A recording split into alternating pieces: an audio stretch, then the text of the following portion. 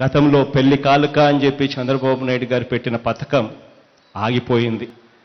ఆయన ముఖ్యమంత్రి పదవి నుంచి దిగక మునిపే నవంబర్ 2018 నుంచి ఆ పథకాలన్నీ కూడా తెరబెరగైపోయాయి.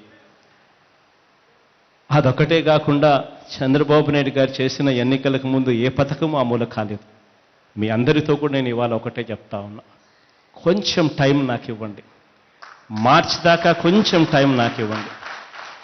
మార్చిలో బ్రహ్మాండమైన వైఎస్ఆర్ పెళ్లి కానుక అని చెప్పి పథకాన్ని తీసుకొస్తాం. ఈ వైఎస్ఆర్ పెళ్లి కానుకని గతంలో చంద్రబాబు నాయుడు గారు ఇచ్చిన దానికన్నా కూడా రెట్టింపు చేస్తూ 50,000 ఇస్తా ఉన్నది 1,00,000 రూపాయలు చేస్తూ ప్రతి అడుగులోనూ తోడుగా ఉండే కార్యక్రమం చేస్తా. అయితే కాస్త టైం ఇవ్వండి, మార్చి దాకా కాస్త టైం ఇవ్వండి అని చెప్పి మీ అందరితో కూడా అడుగుతా ఉన్నా.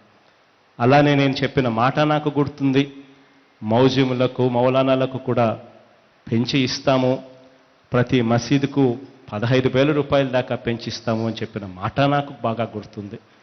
వీటి విషయంలో కూడా కొంచెం టైం ఇవ్వండి అని అడుగుతా ఉన్నా. ఈ సంవత్సరం దాకా మార్చి దాకా నాకు కొంచెం సమయం ఇవ్వండి అని అడుగుతా ఉన్నా. మార్చి నుంచి ఆ తర్వాత మసీదుల సంఖ్య పెంచుతాము, పెంచడమే కాకుండా ఇస్తా ఉన్న 15,000 రూపాయలు కూడా చేసి కూడా ఇచ్చే కార్యక్రమం కూడా చేస్తామని చెప్పి ప్రతి ముస్లిం సోదరుడికి, ప్రతి అక్కకు, ప్రతి చెల్లెమ్మకు కూడా తెలియజేస్తా ఉన్నాను.